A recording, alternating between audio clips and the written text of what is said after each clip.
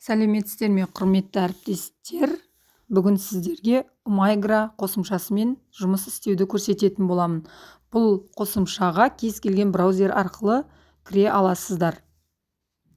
Алдымен өзіңізде бар кез келген браузерді ашасыздар. Және де іздеу бөліміне Migra деп жазасыздар. Біз таңдап алғаннан кейін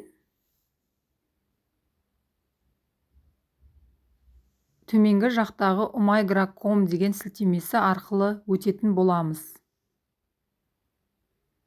Және де мына жерде 3 түрлі тұр, яғни астына қарай түсіп, өздеріңізге шаблонды таңдап, ойындарды жасасаңыздар болады, және дайын ойындарды алсаңыздар болады. Ол үшін игротека бөліміне кіреміз. Және де мына жерде қарасаңыздар, әртүрлі пәндер дайын тұр. Енді біз математика пәнін таңдаймыз. Және де шаблонды таңдаймыз, яғни балалардың қызығушылығына сай. Біз бастауыш сыныпқа футбол шаблонын таңдадық, және жасты таңдайсыздар. Сонымен қатар тілді таңдайсыздар, сіздерге қажетті тілді. Осылардың барлығын таңдап алғаннан кейін төменгі жағына түсіп, қолдану батырмасын басасыздар. Міне мына жерде біз сияқты әріптестердің жасаған дайын шаблондары тұр, және осы жерден сабағыңыздың тақырыбына сәйкес кез келген шаблонды таңдай аласыздар. Біз 3-ші сыныпқа қатысты, яғни разрядтан аттамай 2 таңбалы санды 1 таңбалы санға көбейту және 3 таңбалы санды 1 таңбалы санға бөлу деген тақырыптағы шаблонды алып көрсететін боламыз.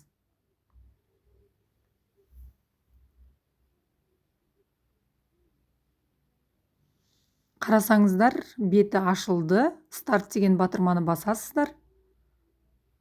Және бірінші бөлімі ашылды. Старт деген батырманы басамыз, сол кезде бізге дайын есептер шығады. Яғни осылай өздеріңізде шаблондарды таңдап жасасаңыздар болады.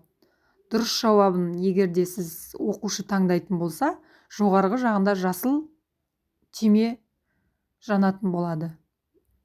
Егерде бала қате жауапты таңдайтын болса, жоғарғы жағында қызыл түйме жанатын болады. Осылай балаларды кезекпен шығарып, қызығушылығын арттыру арқылы математика пәнінде қолданып көрсеңіздер жақсырақ.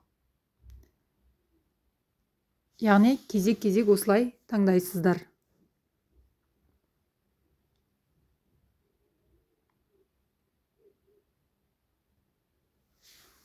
Осылай өздеріңіздің сабақтарыңызға қолдансаңыздар болады, және өздеріңіз қанша есеп енгізгілеріңіз келеді, барлығы да өзіңіздің қолдану әдісіңізге байланысты болады. Енді соңында осындай бізге нәтижесін шығарып беретін болады.